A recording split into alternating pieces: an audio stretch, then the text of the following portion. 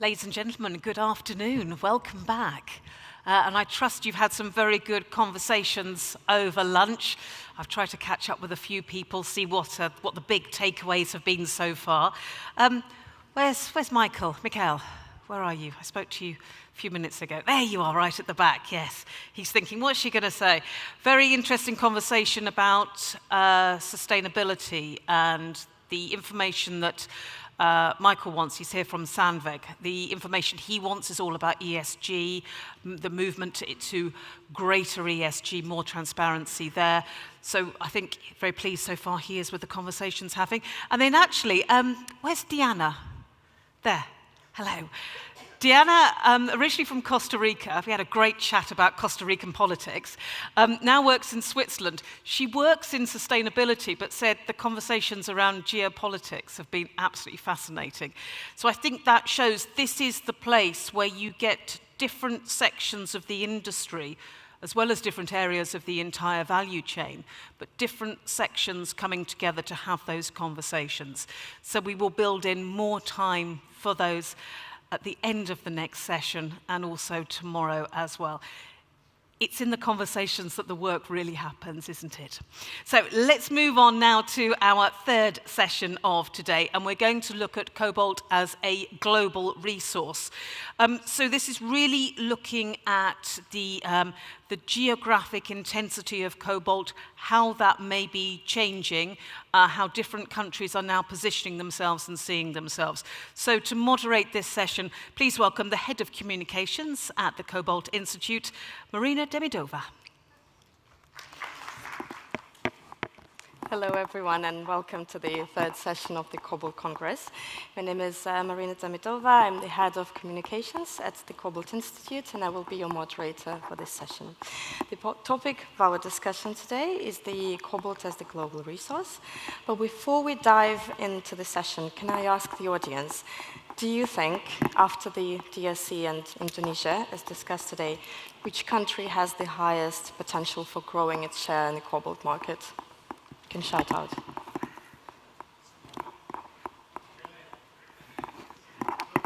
Okay, we have Australia. Who else? Don't be shy. Okay, right. So DRC was mentioned a lot, and we'll have a special panel on it tomorrow. But today we're going to look at the prospects of cobalt production in North America, in Turkey, Indonesia, but also cobalt recycling. So cobalt is a critical part of the solution to the energy transition. It's a key component of lithium-ion batteries for EVs that, as we learned earlier today, drive the market growth now. It is integral to other sustainable technologies, such as renewable energy or hydrogen generation, to name a few. It's also used in superalloys and magnets, and it's infinitely recyclable itself. So these virtues make cobalt the true enabler of the green economy and technological progress. And securing access to cobalt and building a robust cobalt value chain is critical if we are to achieve the green energy transition. So in the next 80 minutes now, we'll discuss the global nature of cobalt. We'll focus on the geographic diversity of the source of reserves and supply. And we'll also look into some countries' initiatives to achieve the security of cobalt supply. So we'll be hearing from 4 experts on this subject, and I'm delighted to introduce you to Bryce, Head of ESG and Sustainability at Huayou Cobalt, who joins us virtually from the company headquarters in Zhejiang province. Ash Lazenby, Senior Cobalt Trader at Glencore. Mitchell Smith, wearing 2 hats, Director at the Battery Metals Association of Canada and founder and CEO of the Global Energy Metals Corporation, and Emre Kayisoglu. Yes.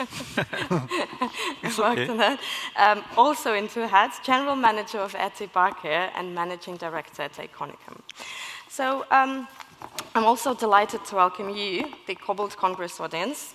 And let me suggest we keep this session interactive, so do not hesitate to ask questions and take our discussion forward during the networking and coffee breaks. So, Bryce, perhaps we can start with you. The Cobalt Institute's market report that we launched today announced that Indonesia became the world's second largest cobalt producer. And by 2030, it has the potential to increase cobalt supply by 10 times. There were also questions raised earlier today about the ESG topics keeping up with such a rapid market uptake. So while you're doing your presentation, perhaps you could also tell us a bit more about what should be done to reach such big volumes in a responsible and sustainable way. Hello, can you hear me? This is Bryce. Yeah, very good, thank you. Thank you so much. Thank you for the introduction. Yeah, this is Bryce Lee. I'm supposed to be there sitting besides you, but of some of the urgent issue I have to present from here. Indeed, as you can see, the first investment destination of Huayou Cobalt for cobalt was in DR Congo, but as our application needs more nickel, we went to Indonesia. So this is the second locations that we can buy cobalt as a byproduct of nickel. And also we are trying to making expansions about recycling as the hosts have already introduced. I think you have raised two questions. One is what is about our Indonesia cobalt output. I think only for public information. So we have 3 projects which is running. The first one is PT Huayou. So we have 60,000 tons of nickel and 5,000 tons of cobalt. So this is own production and full capacity. We also have a PT Huake. It's a smelters. It has 45,000 tons of nickel matte with very low cobalt. So we can ignore that. And we also have upcoming projects can be ready very soon, which aim to have 120,000 tons of nickel, thus have 10,000 tons of cobalt as a byproduct. So which by the end of this year, we're gonna have 15,000 tons of cobalt as a byproduct from Indonesia. And we have more projects, which I said there's not public information. I cannot disclose too much, but I'm sure we're gonna have around 200,000 tons of nickel by the end of this year. So the ratio would be 10 to 1, so you can calculate about cobalt. Indeed, while we are developing the nickel in Indonesia, we are received lots of ESG requirements from our clients to make sure the nickel and cobalt from Indonesia could be sustainable, could be responsible as well. So we have done a bit work over there, and we have done a lot of achievements. We have bring lots of values. I think in the near future, very soon we're going to publish Huayou's investment in Indonesia. So you're encouraged to read it. But also we have some challenges I would like to share as well from the clients to us, to the Indonesian nickel and cobalt sector, which I can probably disclose it later. Is this what you want me to share for now? Yes, and in fact, if you want to tell us a bit more about the investment report in Indonesia, or at least give an indication of when we should expect it to be published, this would be very interesting for our audience. Yeah, okay, so it could be in June. So if you check our website, so mainly we're trying to say what the total impact that this industry have done in Indonesia. Of course, we have bring some advantages by our technologies or by the new processing procedure, new investment concepts. For example, as you can see, around the second HPAL facility in Indonesia, and we're quite competitive, and also the construction time and ramp-up time, and especially the carbon emission compared with the traditional ferrometallurgical process is quite low. is 70% lower, 70% lower. And also, as you can see, the HPAL facility is processing the nemonite ore in the laterite rather than the sulfurite. So this, which can really value the laterite ore much better than the local economy, and also bring lots of values for this industry, not only lower cost, but also more sustainable. We're also trying to develop, we're the main contributor to the development of a new tailing treatment rather than the tailing dam and deep sea tailing, right? We're using a dry stockpile, the tailing treatment method, so which regarded to be the best one so far. And of course, it's not perfect yet. We're trying to find all the relevant regulation to make it more sustainable. We're very happy to discuss with people for better and alternative solution or better ways of doing the dry stockpile tailing.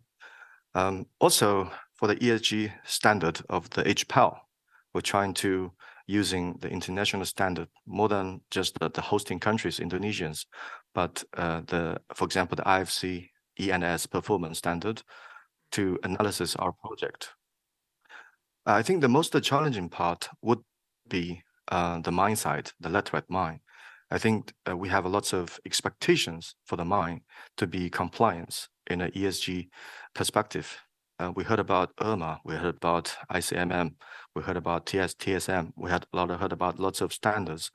I think we're trying whatever we are to encourage the miner to do this and to enhance their ESG management.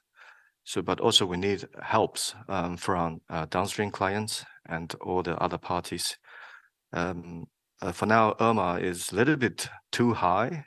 I mean, for example, our supply chain policy right now is staying the category A of the OECD guidance. Now we're trying to do the environmental as well, but IRMA is a little bit too high, and the miners has less interests, has less to do this. This is one of the problems. I have said it during the OECD Responsible Mineral Conference. I hope we can get some answers today as well. Thank you.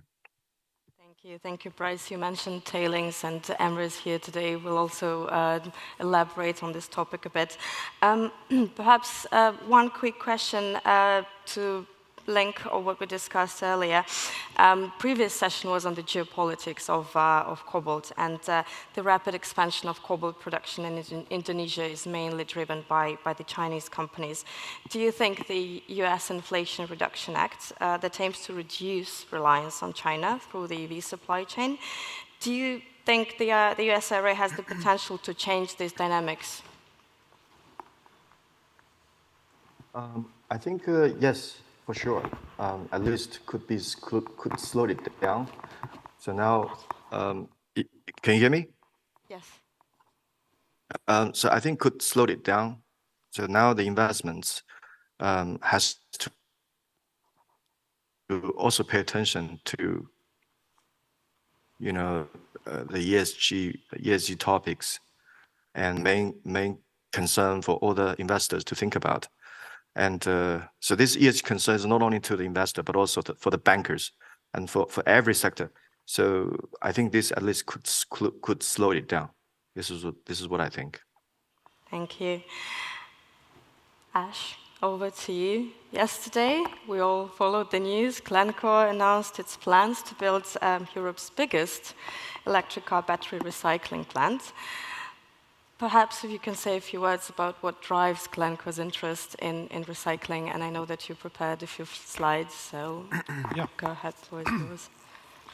Yeah, sure. Maybe I'll start with the slides and then talk about, building a recycling facility in Sardinia. That's a good, always a nice place. destination. There was something there before. That's what it hinges on. So, yeah.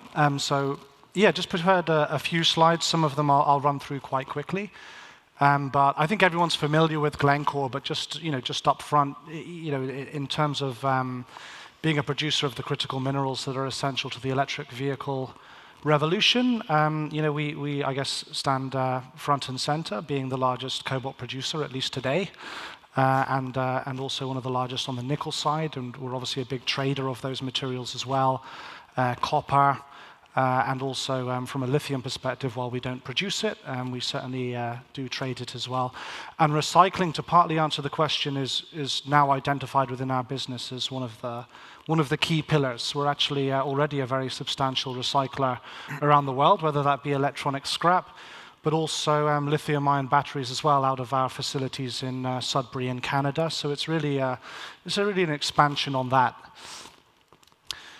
Where we are in the value chain, so just illustrating certainly at the upstream level, moving through towards the metal sulfate level, and obviously on the recycling you can see on the right-hand side there. So there's a suite of our products and also an example of a few of the assets, but we'll probably cover that when we talk about the various geographies going forwards.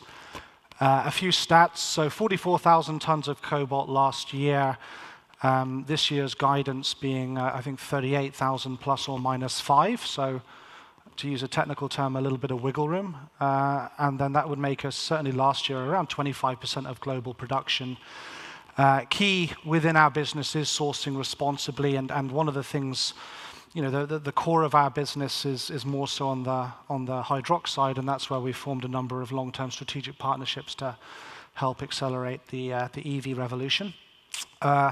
Realize this is a conversation not about the DRC, but I'm here on behalf of Glencore, so I'm bound to spend a few minutes on it, right? And I think responsible sourcing is really key there. And I know Bryce talked about auditing standards and such, and we spend a lot of our time. We have dedicated people on this subject matter, of course, within Glencore, but also as traders, it occupies a lot of our time as well, moving towards essentially, improving, what is defined as the world-class standard for auditing. And of course, we, in our view, things like the RMI audit are certainly, in terms of supply chain security and such, are pivotal. Just quickly, the Fair Cobalt Alliance actually is an initiative in the DRC, which we were one of the co-founders for. And that's actually something I'm sure my colleagues will talk about in other sessions, but just around actually trying to improve standards in the artisanal sector within the DRC. And then lastly, just resource, which is actually a method through which you can actually track cobalt through the system. So that's actually being trialed very successfully in a major OEM today. And something, when you think about cobalt and potential concerns, obviously the ability to track that efficiently is really what a lot of customers want to see. Just a few of those relationships we do have. So, whether it be a battery producer, whether it be an automotive producer, and of course our friends in China as well. There's a host of different contracts that we work across various durations as well. Moving on though to the real subject at hand, I think it's always interesting when you're having a generalist conversation. So there's a lot of people that know the cobalt market, but traditionally, if you're talking to government or otherwise, very quickly people bring up the US Geological Survey and say, hey, there's a whole bunch of resources out there, and cite various jurisdictions, and unfortunately make the mistake of joining the dots too strictly and saying, well, therefore, if you can produce in one country, it must be relatively straightforward to produce in others. I know it sounds simple, but it never ceases to amaze me, when in terms of just a general audience, people don't understand how technical the mining industry actually is, and all of the decisions that are made, and also the long lead times, which we'll get onto, to actually bring assets into production. So, you take one look at this chart and you sort of say, well, hang on a second, the DRC is huge, but Australia could be a third as big, right? And obviously not, if that was achieved in this century, that'd be good going, right? So, just very quickly, I've used some benchmark minerals data here, but just to point out the global, cobalt as a global resource, as we all know, DRC is front and center. It's around 75% of global production today. And the charts are, on top and bottom, the only real difference is just that classification of the probability that you'll actually see production from various jurisdictions. And as you go down the scale, so operating obviously is 100% probable, highly probable, probable, and then you get into possible territory. And what I'm trying to show here is really the possible territory. The real deviation is really Indonesia, right? So as Bryce was talking to, the fact is there's latent potential across a number of projects that aren't yet announced in Indonesia, which can also bring these numbers up. But what it does mean, just viewing the lens of certainly out to 2030, you're looking at 80-odd% of cobalt production really being within those two jurisdictions. There are, of course, possibilities to grow outside of that through various means. One of which is recycling. And just in terms of talking about the recycling industry, as a broad rule of thumb, we would probably say that you can potentially source around 10% of materials. If you're a major OEM, a car company saying, I want to have X thousand tons of nickel, lithium, whatever it might be, perhaps you can strive to get around 10,000 tons from recycling. Maybe you'll be a bit more successful with cobalt because, of course, the other big part of lithium-ion demand for cobalt is cell phones and otherwise, and obviously the cell phones are very well embedded within the system. It's just your ability to collect those, but there's obviously some additional cobalt units that can actually be picked up. But it does mean, that the world does need to understand that there is still a very heavy reliance on primary material, and recycling is also largely a function of timing. So as I was speaking to a friend in the OEM sector last night, just talking about how the battery life of electric vehicles is actually a lot longer than what people anticipated even 1 or 2 years ago. So when we talk about end-of-life batteries being that big stream of recycling, well, actually, you're likely to be talking well into the 2030s to actually see that stream of production. And then it's interesting because some of those will be heavier cobalt, of course, because of the general transition to lower cobalt over time. But nevertheless, it's not the case where you're going to get big tonnages within this decade. The biggest source of that is really the production scrap, right? So as your gigafactory ramps, then your yield losses are higher. And maybe if you're someone like a Tesla, you've built a few gigafactories and your yield losses tend to decrease quite rapidly, but others will actually obviously have more significant yield losses, and that'll all just come back through the loop. And that's, as Glencore, that's something that we're trying to also help, and I think there's a valuable tie-up between the primary and also the secondary. So we know there's a number of even recycling companies that are going through to precursor and otherwise, who actually, we're in conversations with to actually top up material. The key thing is if you're trying to produce down that sort of chemical end of town, you want a steady and predictable supply stream. You don't always get that.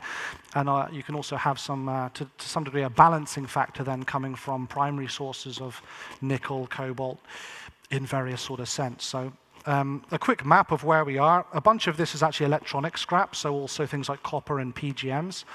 But very much a global footprint and building.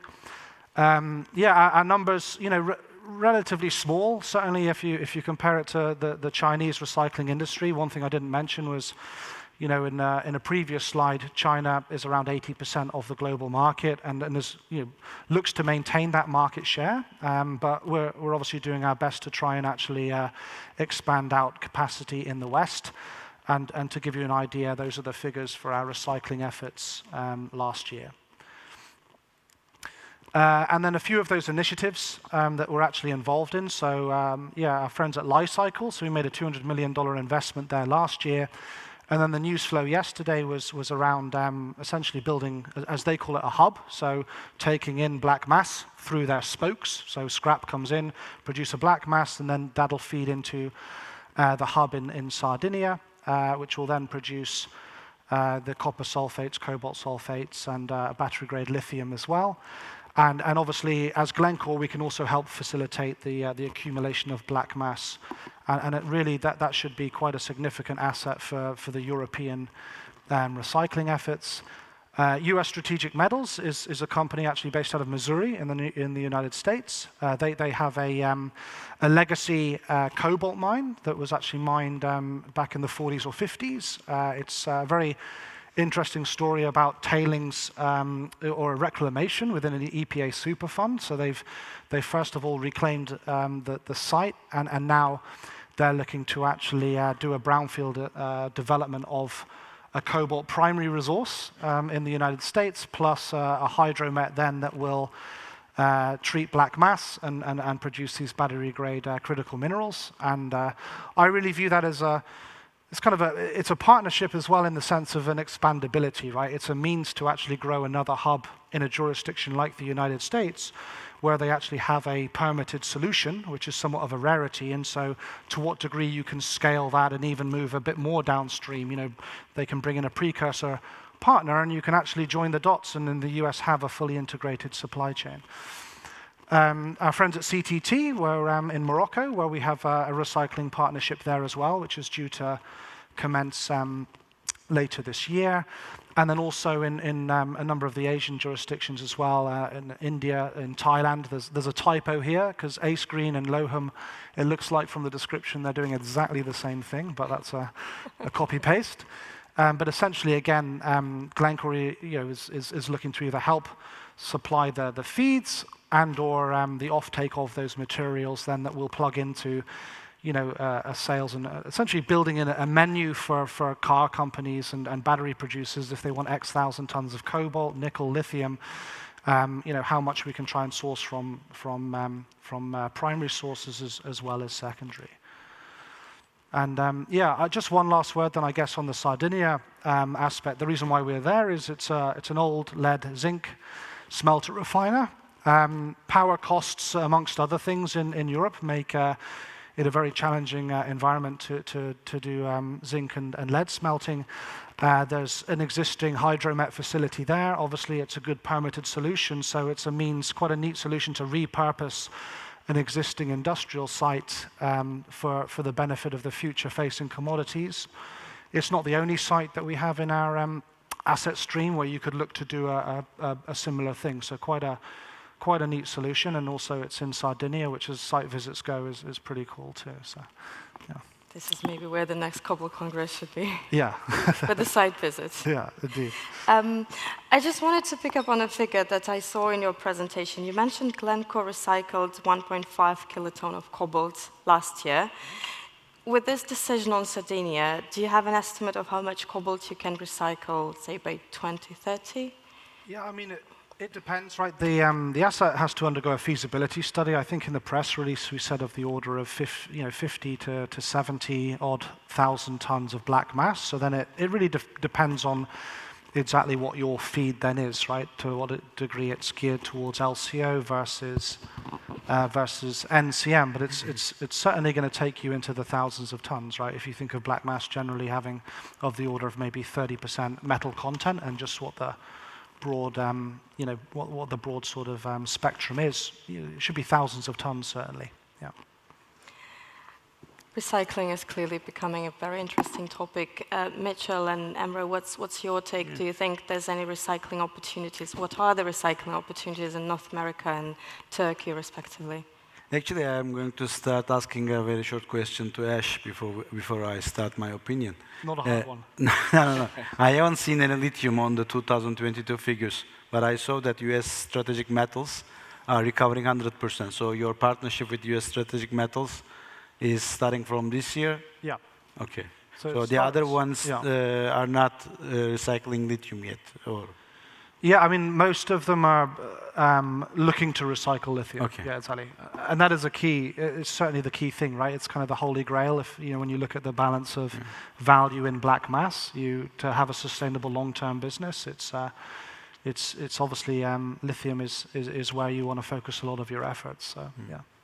Yeah, this is one of the main problems in the market of black mass. We have been also doing some trials on black mass both in UK and in Turkey.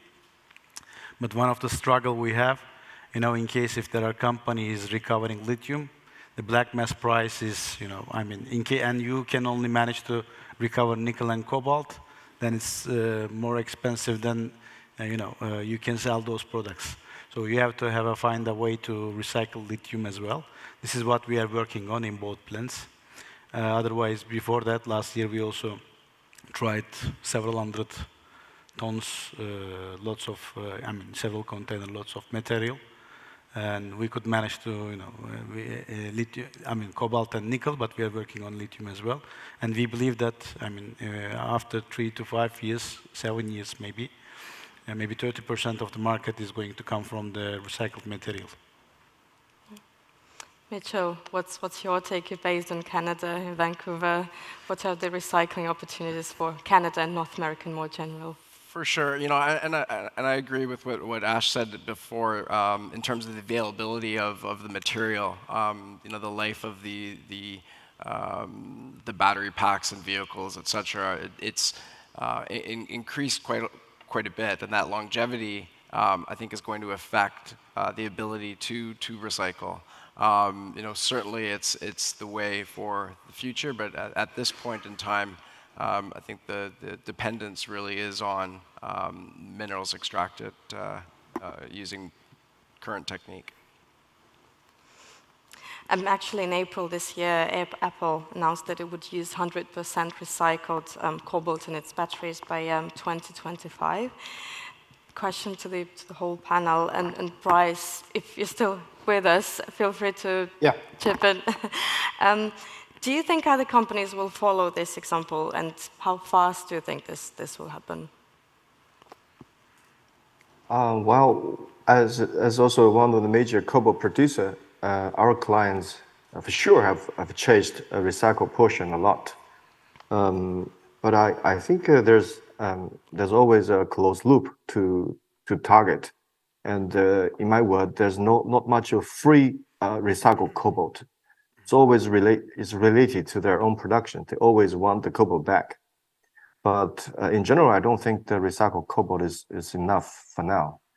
But once the EV ones goes back gradually, it could help. But for now, I think every company try to form a closed loop. I think this might take more time to have a clear results. As also you can see that not many of recycling production capacity out of China for now, but most of the recycled portion cannot go into China. So this could also be a challenge for this, from my point of view. Does any of you want to comment on that? Yeah, just I guess to some degree echoing what Bryce is saying, which is, you know, if you look at regulation as well, to the extent that different jurisdictions want to keep recycled material within certain jurisdictions, right? That's also a challenge, considering the bulk of the recycling capacity is in China. But then, yeah, to what degree can the materials actually migrate? So, yeah. Well, we are on the recycling topic. Does anyone in the audience want to ask a question to our panelists? We can go on to Mitchell then. Last year's Bloomberg NAF Global Lithium-Ion Battery Report supply chain report named Canada the second best lithium-ion battery producing country. This is largely thanks to Canada's raw material resources and mining activity. In your view, and while you're presenting yourself, if you could answer the question, what should Canada do to maintain this position? Yeah, I think it's multifaceted. In terms of Canada's role within the lithium-ion battery supply chain, certainly it's strengthening, and that's a great sign. But you know, there's a number of challenges that exist within building out that framework. You know, the support from government being a major factor in that. And although there are initiatives underway that is trying to put some of that to ease, you know, the permitting for mine exploration, development, putting a mine into production itself is very long.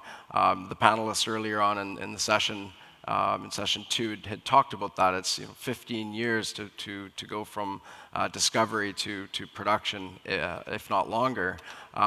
That's far too long. So there's major issues on the permitting side. I think given the market conditions also play into this, and access to capital. Again, whether it's from the private or from the public side, that access to capital is needed.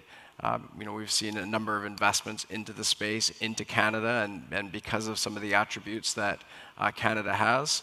But there's a lot more that needs to be done for sure. Thank you. Ash, you mentioned Glencore has operations in Canada. What do you think the country in Canada should do to maintain its position as one of the leaders in the battery supply chain? Yeah, I think you can draw comparisons between Canada and most of the West, right? Which is that if you want to actually maintain any sense of market share, you need to look at permitting reform. I think everyone in this room, if you're a miner, a processor, or further down the supply chain, everyone wants a rigorous permitting regime, but it doesn't need to be 3, 4, 5 years. And similarly, as it relates to the study work that goes into that, everything has to be run on an accelerated timeline. It just got harder, right? I mean, in Cobalt, not just because prices have dropped somewhat, but just across commodity groups with interest rates rising and investor appetite and hurdle rates just being more extreme, right? This is what Cobalt's going through right now is just classic commodity stuff, right? It's cyclical, right? And these commodities are, and these are things where there's very long-term timing considerations, and then in the short term, demand or whatever it might be can fluctuate, and capital can dry up, and then that just means you create these boom bust sort of scenarios. So, within jurisdictions, you need that sort of permanent sense of capital availability, governments, helping to actually support businesses where maybe traditional sort of investors and financial communities struggle from time to time, to make sure that, when you do need it, it's there. So, yeah. And just on that too, I think it's that volatility within the markets, in particular Cobalt, that we see. It creates an environment where we're not looking far enough into the future. We seem to be very short-sighted within the North American or Western culture in terms of being able to be part of that cycle. So I think we need to start looking farther out to be able to make sure that we can be competitive and that we can lead the way and lead some of these initiatives within the supply chain. Yeah. And talking about looking forward, the theme of the Congress is the geopolitics of Cobalt, and we discussed earlier today how regulations in different jurisdictions have the capacity to shift the supply chains.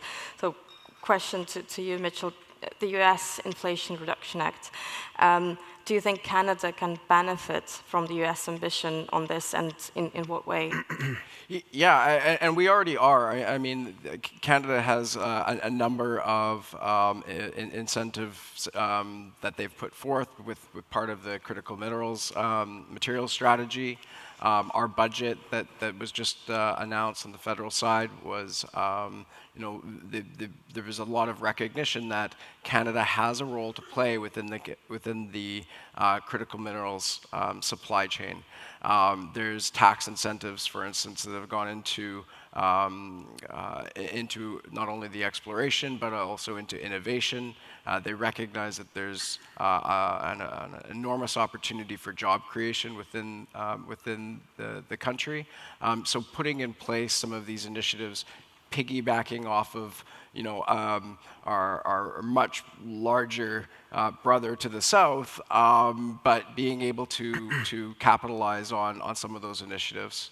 And because of our robust mineral wealth, countries like the US are looking to us for material and starting to work with companies in Canada to be able to deploy some of that capital as part of the IRA.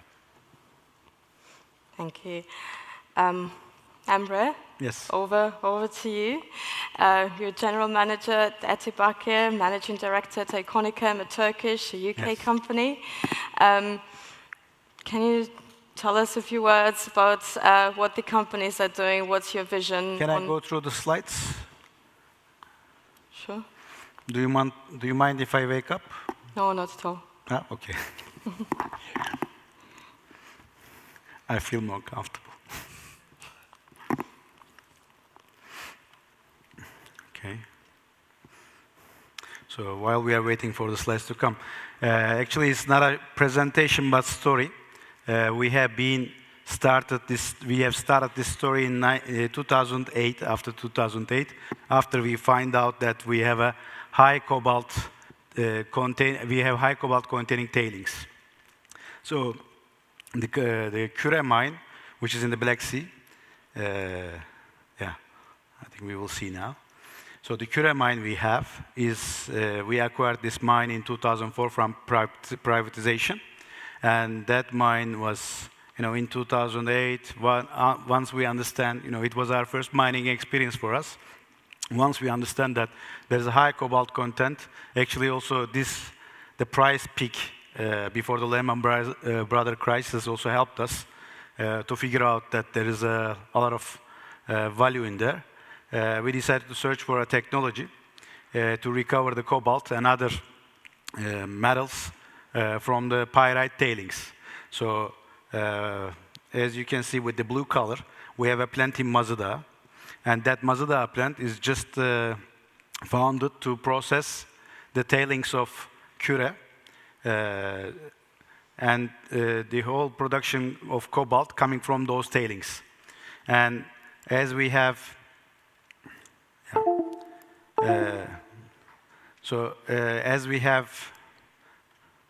let me see. Okay. So we have been bringing pyrite from 1,200 kilometers. People were asking, why did you move this 500,000 tons to Mazada? Because as you can imagine, pyrite has a high sulfur content, which needs to be also recovered as sulfuric acid, and there is not many, buyers to, sell 750,000 tons of sulfuric acid. So this is why we decided to invest for a plant where we can solidify our sulfuric acid. What I mean by solidify sulfuric acid is to use the phosphate mine, Turkey's only phosphate mine, which was idled, it was shut down since 1992. Was sitting there and nobody was interested in that, as there is a very low grade of phosphate rock. So we decided to move the pyrite into this plant, produce sulfuric acid, and mine phosphate rock and produce phosphoric acid to react with the ammonia that we are producing there to produce fertilizers.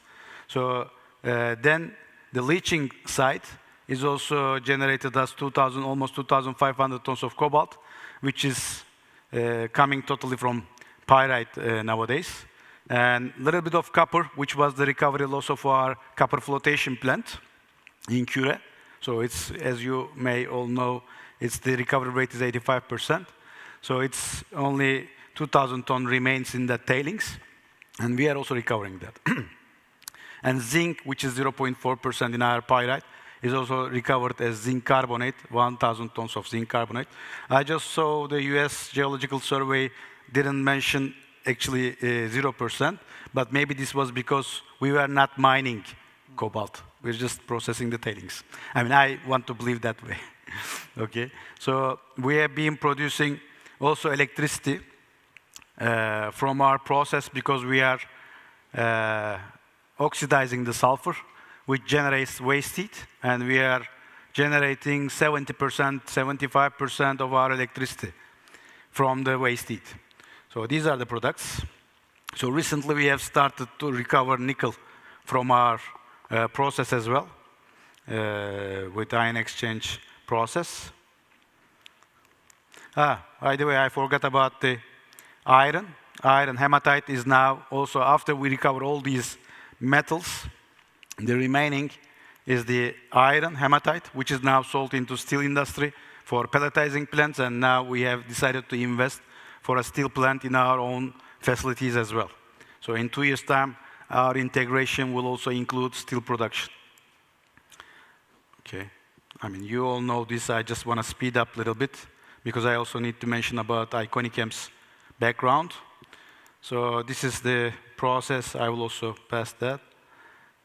Okay, we have an R&D lab where we have been also working still on lithium and manganese recoveries from black mass or secondary materials. Okay, this is about the contribution of our Mazda plant to the process. We used to have, okay, some copper and sulfur coming from the smelting furnace, flash furnace, but finally most of this material was going into the tailings dam. And with the investment, which is a $1.2 billion investment, with the 2017 figures, Mazda plant started to recover the cobalt, the zinc, more sulfur and iron, as well as electricity from the waste heat. Okay, I mean, this is also maybe important because most of the sulfur is coming from the petrochemical industry, and our sulfur is just coming from the mine we have, and I think we believe that it's a sustainable source, which we are thinking about that our future production lifetime is going to be around 50 years with the existing production as well as the tailings sitting in our tailings dam. So we have been started recently 52 megawatt solar power plant, which will be commissioned in 2024. And we have a railway connection from Küre mine. We already had, but there was a missing line which was 55 kilometers. So we have also managed to connect the railway connection to Mazda. Okay, so ICoNiChem, and as we were started up our business plant, let me say, the Bakir plant in Mazda in 2018, we started to decide, because the material that we were producing is cobalt carbonate, we just wanted to go more downstream, but instead of using, investing in our own plant, we just wanted to have a company which is involved in the business for a long time, which is, a very niche market, and you need to have a background, long-term background, and you should verify yourself, prove yourself within the market. So we decided to acquire ICoNiChem in 2020, end of 2020, which has more than 40 years of experience processing cobalt and nickel salts, which is located between Liverpool and Manchester in a town called Widnes. Yeah. This is a little bit of history. Let me go through this. Okay, the products. So we have been producing more or less all the chemical products, all the specialty salts, which can be produced out of cobalt, including cobalt acetate hydroxide oxide, carbonate, sulfate, and nitrate, and chloride, as well as a little bit of nickel carbonate. We have been also looking into black mass recycling process, but one of the most important thing about recycling is to find a sustainable supply chain. You have to have some offtake from the OEMs or from some shredders, or you have to have some connection. Otherwise, you cannot just invest without having an offtake. Otherwise you will, you will not manage to fulfill your capacity. Okay, these are the markets for our products in ICoNiChem. We also produce some solutions. The plant capacity is around depending on the downstream product we are producing, is around 1,500 to 1,800. We immediately doubled the capacity after we acquired in 2020 December.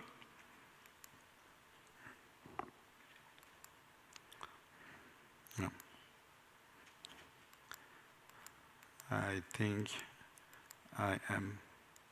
Yeah, we can purify the cobalt salts up to 99.99.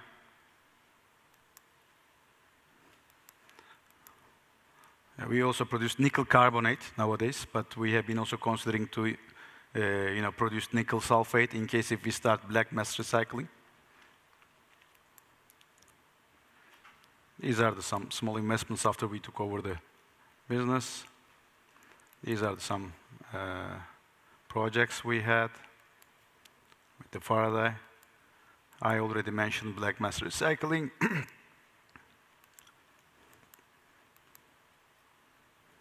Okay, so is it okay? Am I late? Yes, sure. Okay. In fact, from your presentation, we see that both ICoNiChem and Bakir are big advocates of sustainable mining and production. And you mentioned black mass and you mentioned tailings. Could you perhaps tell us a bit more about what's your vision on the use of cobalt from black mass, from tailings? Just a few words on that. I mean, you know, we have started already this project from scratch, you know, from pyrite tailings. So once I mean, the first dream was to produce cobalt itself, but once you start producing, that was a really very long, I mean, difficult target for us in the beginning, actually, because this is the first pyrite tailing, I mean, cobalt from pyrite tailings, cobalt recovery plant from pyrite tailings. So once we managed to, you know, reach this target, we decided to, you know, go further. We can now start doing some more, you know, I mean, products for battery materials, some recycling. We have recently applied to Horizon project for European Union sustainable battery material production process. So we will be also going to be, and we are also going to work together with some universities there. Also, we are now working with our aluminium plant where we have lithium inside our sodium aluminate, which we are trying to recover also from sodium. So it's also going to be the first plant in the world if we can manage to recover lithium from sodium aluminate. And that is also going on. So we would like to go step by step, frankly speaking. Everyone asking, are you willing to produce PChem or Chem? Frankly speaking, we just want to do step by step. Once we reach to one of our target, we will go to the next step. Thank you. As we saw earlier and today, sorry, another last sentence. Even though Turkish market is coming from a little bit back, you know, it's very slow in the EV, but we believe that there is a very big potential with 85 million population, because once there is, once this, you know, new EV, also the Turkish automotive company, TOG has started releasing their own cars. So we believe that it will be developing one of the fastest in European market. So we believe that we will catch up, Turkey will catch up with the EV cars in the market. You anticipated my question. Yeah. Was about on the development of EVs in Turkey. Yeah. So what do you think should happen for... We saved 10 seconds, 15 seconds. What do you think should happen for Turkey to have more EVs on its roads? Sorry? What do you think should happen, both from the market side and the government side, to have more EVs in Turkey? The government is already backing up this Turkish automotive company, which has been planning to produce, I think, more than 150 units in the coming years. And there was a campaign which was going to deliver the first 20 units, 20,000 units. And the application was like more than 100. What was the application? 100,000. So they only had 20,000 units, and they had demand for more than 100,000 cars immediately after. And you had to pay just to wait for the queue or for the draw. So I think, Turkey is, it's coming a little bit slow, but for example, you can, even in our all employees now, they have iPhone Pro 14 Max. Okay, they have, once they start seeing from, they spend all their salaries and everything on the EV, and I believe that it's going to be really, Turkey is going, and because also the backing of the government to this Turkish EV company is also helping to start the infrastructure, battery charging infrastructure within Turkey. They have also started up, putting infrastructure everywhere all around the world. So this was one of the main concerns previously. Okay, I will buy the EV, but what am I going to do in case if I'm out of charge? So now, even in the remote locations, you have charging stations. So you start with an iPhone, you end up having an electric car. Yeah, we will soon. As we're discussing recycling and electric vehicles, clearly there's discussion about substituting cobalt out of batteries. We talked about it earlier today. While in fact, the recovery of cobalt is one of the main drivers that makes recycling of lithium-ion batteries attractive. Do you think LFP batteries that are seen as the main competitor to cobalt-containing batteries, do you think they can compete with cobalt-containing batteries in the recycling area? I think depending on the needs, because with LFP battery, there will be a very short range. I guess 1/3 or half of the nickel, cobalt, lithium batteries. But as we are, we are a little bit lucky because we have our own phosphoric acid production together with some iron.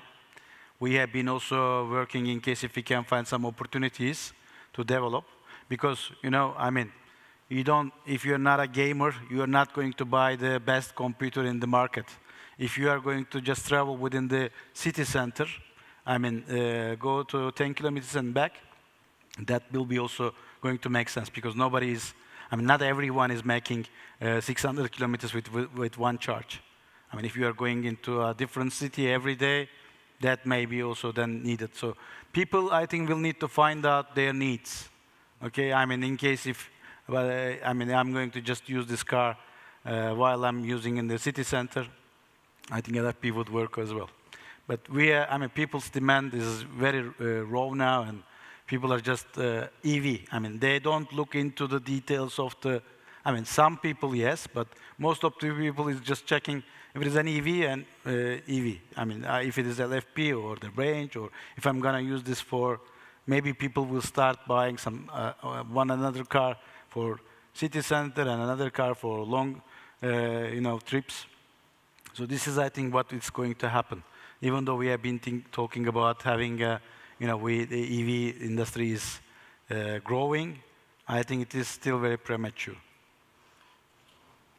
Bryce, what's your take on that? LFPs remain, as we learned earlier, will for the time being remain mostly Chinese story. Do you think in China LFP batteries and cobalt-containing batteries can compete in recycling? Well, thank you. I'm from so in my company, there's two directions. I don't think they're competing, but they're trying to service the different clients. So we are trying to follow the market, and the recycling for nickel, cobalt, lithium. This one is it's much in a much leading position than the LFP for now. So recycling for nickel, cobalt, and lithium, we have started for a long time, and actually that was the beginning business of Huayou Cobalt many years ago. So we keep doing this side. So now we are. I think the technology for nickel and cobalt lithium recycling is much more mature than LFP, from my point of view. I don't really have study on the competition about these two to train. I'm sorry for that. Looking forward to hear some other experts' ideas. Thank you. Thank you. There's a clear consumer perspective to that. Mitchell, do you want to share a few views from North American point of view? Yeah, again, I think it's market driven and who those consumers are. In North America, where there's long distances between different cities and different areas, there's more need for higher energy density batteries to be able to travel those distances. So, I think on a North American perspective, I think there's still a lot of opportunity for high nickel, high cobalt rich chemistries. Although we do see some transition into the LFP as well. Ash, do you want to say a few words on that? Yeah, I'd say we get pretty good visibility into the way the trends are going naturally, because if you're supplying a number of the big EV producers on a long-term basis, you get good insights into the chemistry evolution. And I would say also when people talk about zero cobalt technologies, it's almost it's a bit of a generalization, but for this decade, just consider LFP really, because everything else is just going to take such considerable time to actually be commercialized and be adopted, particularly as, if you consider the fact that as an EV producer, the idea of taking a new technology and putting it into your vehicle, if it doesn't work out, you've potentially just destroyed your brand, right? So there's considerable risk. Also warranty considerations, everything else. So to echo what others have said, it's you can draw analogies with the internal combustion engine, market. If you're in Sardinia visiting our recycling plant, you might drive a Fiat 500, right? And if you're elsewhere, if you're in America or whatever, it's a Chevy Suburban, something that's about 20 foot long, and with three or four rows. So there's and there's different range considerations. So of course LFP has a natural market share. As you mentioned, then the challenge is the ability for LFP, which has practical uses in Europe, less so maybe in North America, but getting it across to the West has other challenges because of the fact that the technology, the Chinese essentially are really leading at the forefront there. And then the question, if you layer on with recycling and thinking longer term. And then when you turn to NCM, I think the arguments on cobalt, it used to be price, right? And now everyone's concerned about nickel price or what have you. And cobalt now in a good EV, you might say the value of cobalt's $200, $300. So, of course, an OEM cares if the cost of cobalt goes up, but it's no longer the economic killer, right? It's if cobalt prices double, you haven't just taken a car that you're trying to sell for a $5,000 margin, and cobalt was $1,000 in a car, it doubled, it became $2,000. You just eroded your margin by 20% with one commodity. That's scary. Whereas today, if $200 becomes $300, not the end of the world, right? So you're really at that stage now where engineering down cobalt, you get into the single-digit territory, and then the question is, well, why do you go further, right? Because when you push it further, you then compromise the cycle life, the stability. All of this equates essentially to the life of the battery and some other considerations. And then if you're going to take that out, you're going to swap it into nickel, which actually economically is not, is viable. But you're at that point where you're saying, well, when you're then even changing production techniques to go to very, very high nickel chemistries, are you really saving? And are you getting a cycle life saving that actually makes any sense? So it seems like today, certainly talking within this decade, there's this kind of sweet spot where cobalt then has its place. And I would just make one comment it's always interesting when a commodity goes through a period where it falls, you get some the generous sort of points just saying, well, the cobalt story in electric vehicles is dead, as though something just shifted overnight. And that's absolutely not the case, right? It's still simple maths, which is multiply a small number in a vehicle by a lot of vehicles, and you get a lot of cobalt. It's just, there's not a tremendous amount of focus necessarily because someone says, well, I might need 5,000 or 10,000 tons of cobalt, but I need 100,000 tons of nickel. Psychologically, that means cobalt's not such a big deal. But in speaking to car companies, again, another analogy is, well, look at the chip and look at the issue with the chips, right? You need it, and if you don't have it, the car doesn't work, right? It's a recipe, it's distinct, and so if you don't have that chip, whatever that cost you, a few $100s, you don't have the car, and the same is true of cobalt. And it's the concern that you would always have across all commodity classes, which is actually, I don't know much about the chip industry, but to some degree, you throw enough money at the problem and you can build a factory somewhere, right? Whereas, as we know, you can throw a lot of money at the commodity industry, but you have a whole bunch of things that aren't just about money, right? It's about lead times. And if the world wants to be serious about building out the upstream part of a supply chain, then you really do have to look at how you can try to accelerate. Because the reality is, our friends at Huayou and such, they've done an incredible job, right? If you look at the ability, the intellect around constructing these facilities, right? It's the Chinese that have been doing it very proficiently, and therefore the lead times and all these sorts of things occur a lot quicker, right? So to try and do that in the West comes with a whole host of challenges. So.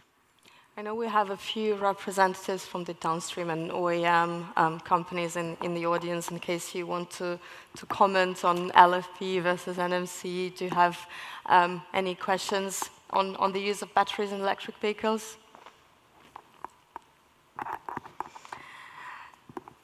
If not, then my other question to the panelists is, we talked a lot about cobalt recycling. At the same time, the DRC, as you've mentioned, actually still is maintaining a big chunk of the cobalt market.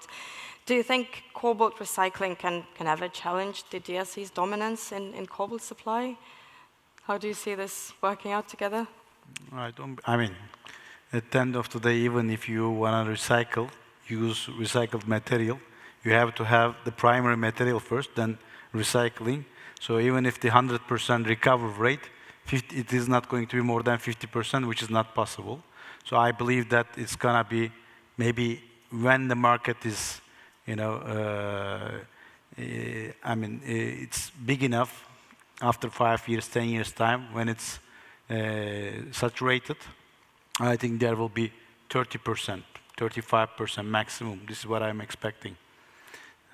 Yeah, and when you consider, I mean, a lot of broad rule of thumb on targets, right, in the West, maybe of the order of 50% EV penetration by 2030, right? So yeah, at what point in the 2030s do you get to a significant majority of EVs, such that then, you know, you're then really bringing that end of life, you know, kicking in. You'll get a bit of a kicker, like we said, because while there won't be many early cars being recycled, you've got a higher cobalt content, but nevertheless, right, it'll take considerable time. Yeah. Yeah, we need to have that saturation of those vehicles end of life to be able to maintain that.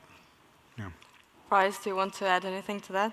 Yeah, probably also to the previous question a little bit as well, because I see from mostly upstream and the middle stream suppliers, we see lots of requirements. I don't see any solution is mature yet, because there is always too many potential requirements and risks. I think for the produced cost, for example, carbon emission, for example, for the ESG compliance, for example, and for the recycling technology, and another example. So we're trying to be as flexible as we can to supply the needs, but we really have too many concerns. So our solution is we're trying to invest enough money and in the direction of each solution, whether it's recycling or whether it's lithium, nickel, and manganese, or LFP, whether we should enhance ESG, whether we should go out of, for example, DRC. I think because EV is so hot for now, I think everybody's trying to make sure it's sustainable. So, but which one is sustainable? I assume everybody's trying to find the answer. I listened to the experts over there. Just for one point, for the ESG, I think we have so many arguments about ESG. We have so many arguments about how we should do the responsible sourcing. What does it really mean to this industry? So my conclusion is everything is possible. Nothing has fixed yet. Not only a different type, but also different region, different culture, how we understand different policies. So I want to keep my eyes open and see all the trend and be ready for that. Yeah, and we talked about opportunities coming from the EV sector. We talked about challenges, including ESG. Question to all panelists, and Bryce, we can start with you. How do you see the cobalt becoming a truly global resource between now and 2030?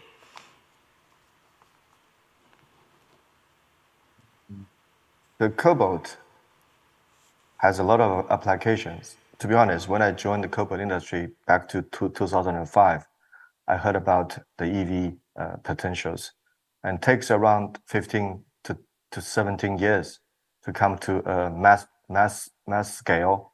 As Ash said, it takes a long time to changing from the lab to the real things on the road. And I also heard about saying cobalt is we have to get rid of cobalt.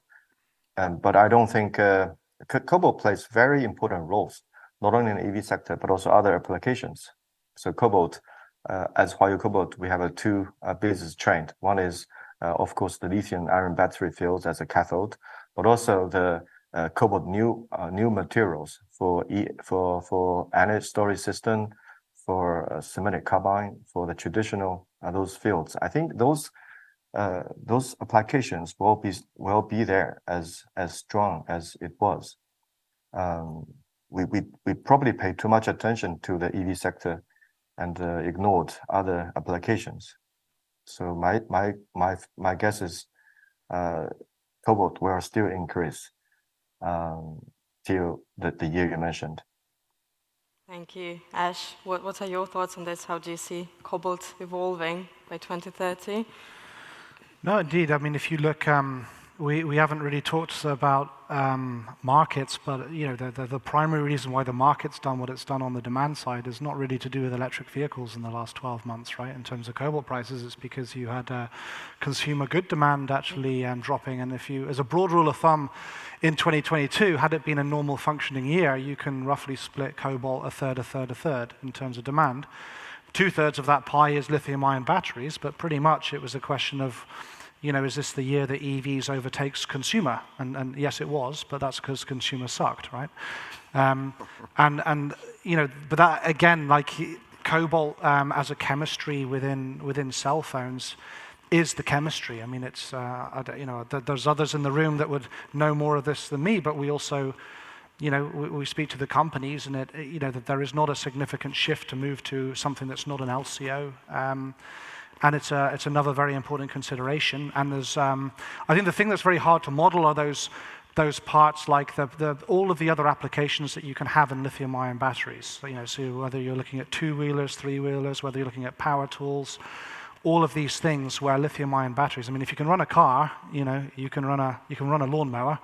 Or whatever else, right? And there's these numbers really do start to add up as well. And naturally within aerospace, I mean, I sit in the United States, and nickel work is a very high purity cobalt that we produce, and demand for aerospace in the US is up massively sequentially and continues to be so. And those are areas where typically, the cobalt is very important within a jet turbine engine, and I guess from a cost perspective, right? Again, it's one of those elements that it's not the game changer. So it plays a very important role, and you produce enough of it that there's thousands of tons.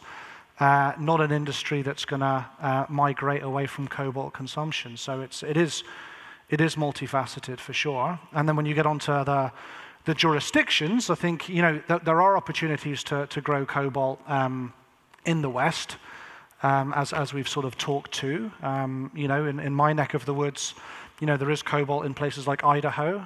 There's cobalt in places in jurisdictions like Minnesota. I mean, we have a nickel project, nickel and copper, where you can also extract some cobalt as well. Obviously, Australia, as someone mentioned, as being maybe the third or fourth country in line that does have a real promise. It's again coming back to that point of, if you want to actually extract those resources and have those have those jurisdictions where you're aiming to have some diversification, you need long-term, effective, low-cost, permanent capital. When the world is always in fits and starts as it relates to investment, right? And giving miners essentially a good horizon on which to invest, right? Because at the end of the day, companies like ours, we spend billions of dollars, and you have to make a return, right? So you often get these conversations of, well, the demand's going to be there, why aren't you producing at that rate already? And one of the things a miner will often say is, don't produce in anticipation of demand, right? It's our responsibility to try and produce, but it's not our responsibility to second guess what the demand is next year. So you'll produce that much if you have the conditions by which like every business, that you're actually going to make a reasonable return, which just got more difficult with higher interest rates. So yeah. And I think on that note too, I think part of the issue on that and the cost of producing in some of the Western countries doesn't match what you can do elsewhere. We need to have that refining capacity if you want to onshore a true supply chain within the battery metal space. So there needs to be that refining capacity to be able to close to projects, refine that capacity so that it lessens the transportation cost and everything that else that goes with it, so that we can play on that competitive landscape. Thank you. Since we're almost out of time, in 30 seconds, what is the main message you'd like the audience to take away, Bryce? So, as one of the important players in this field, I think Huayou Cobalt would like to work with all the stakeholders to make a sustainable investment to continue to service our clients well. As one of also, we have the very integrated investments from mine to all the further processing plus recycling, and we want to trying to work with all the potentials to again to service the clients well, service the downstream car makers, for example, well, so that we can really contribute to the climate change and transforming of the energy. So this is the core information we want to do, and also this is the company's vision. Thank you so much. Thank you. Mitchell? Yeah, quite simply, I think just now is the time. We have a real opportunity to participate in a greener economy, and Cobalt certainly central to this. So now is the time to have investment exposure to the space. Now is the time to be looking at opportunities within the sector and collaborating with others to ensure that we have that a diversified supply of cobalt and other battery metals that are critical to an electrified future. Thank you. Emre, is now the time? Actually, I was just going to mention about the circular economy behind the mining, as we have been already doing that with the pyrite recoveries. I think one of the most important things that the tailings of the, most of the time we are mining for 2% of copper, and the rest is going into the tailings. So I think this is one of the main things that we should focus on.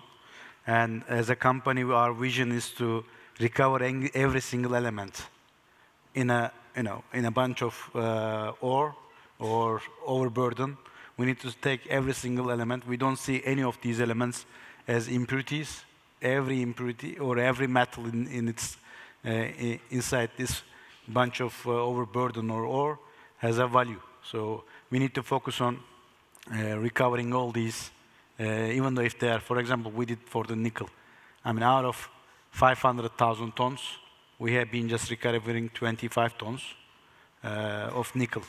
So we have focused on that, and I think most of the companies should be focusing on that. Otherwise, we will be, living in big tailings, inside big tailings.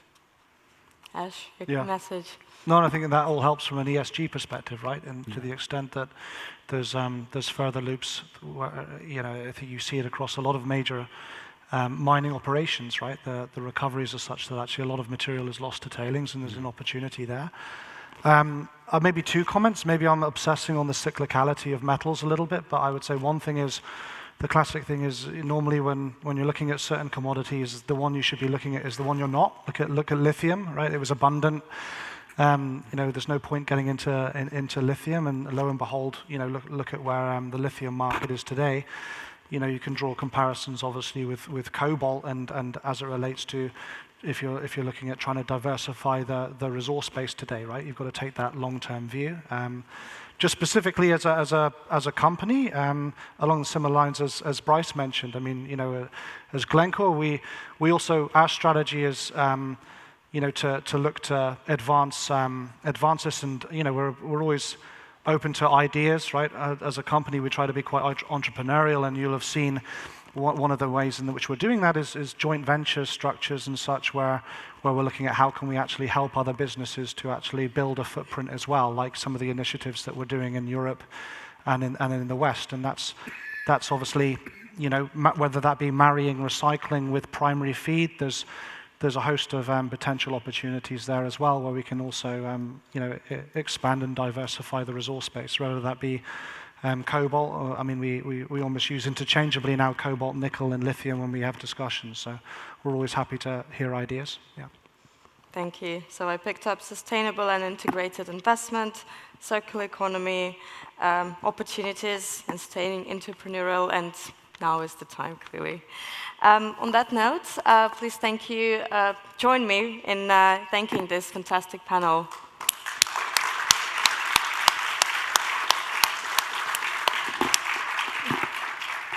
Marina, thank you so much. All good? All good, fantastic. Really, really interesting. Thank you. Thank you so much. Thank you. Gosh, what a lot we have covered today. Goodness me.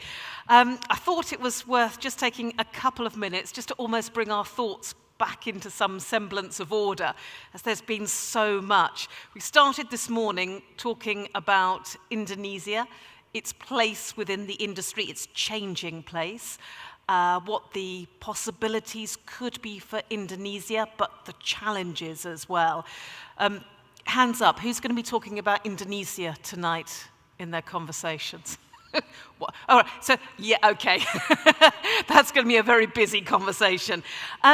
Geopolitics. First time that that's been included in the annual report. So we talked a lot about the IRA, the CRMA, how different countries are changing allegiances, trade agreements. And there was a really interesting conversation on this stage about whether or not we were entering a new age of protectionism, or was it prioritization, or was it economic resilience? Who's going to be talking about the IRA tonight? Yeah. You're talking about everything. Lots of conversations. ESG and sustainability, how different nations are incentivizing that whole chain and how to get the incentives right the way up the value chain as well. And we had the comment from Peter Handley, who's saying that everybody needs to be in the room, the consumers and the suppliers.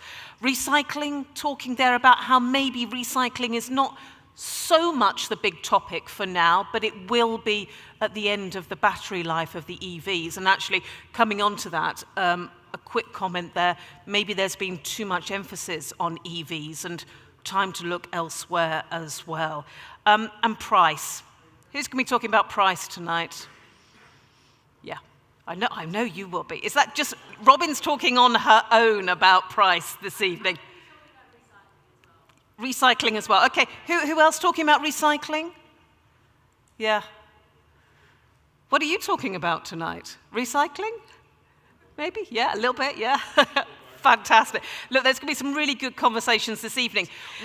So that is it for me for this evening. We'll see you tomorrow morning. We start very early again, 9 o'clock, because there's a lot to get through tomorrow morning. So whatever you are doing this evening, have a good evening, have some great conversations, and we'll see you tomorrow. Thank you.